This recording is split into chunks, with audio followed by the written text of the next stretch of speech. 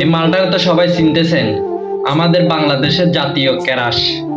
এই ক্যারাস নাকি এখন একটার থেকে দুইটাতে চলে গেছে। এদের তো মা বাপ নাই ভাই, এদের কথা বলেও লাভ নাই।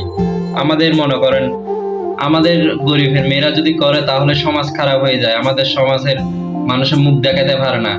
আর এরা যদি করে এদের মা বাবা আরো মুখ দেখাতে পারে ভালো করে, কারণ তাদের নাম হয়, ভিউ হয়, লাইক কামায়, টাকা কামায়, লাইক ভিউ, এদের কমেন্টের কোনো হিসাব নাই, বুঝেন নাই? এদের মনে করেন একটার থেকে দুইটা না তিনটাতে চলে গেলেও কোনো অসুবিধা নাই, কারণ এদের কোনো সমাজে নাই, এখানে কোনো আইন নাই, আমাদের দেশে কোনো প্রধানমন্ত্রী নাই। মনে করবেন যে কারণ আমাদের জন্য প্রধানমন্ত্রী আছে আমাদের এলাকায়, আমাদের এলাকায় একটার থেকে দুইটাতে করতে গেলে মানুষে অনেক কিছু হয়ে যায়, বদনাম হয়ে যায়।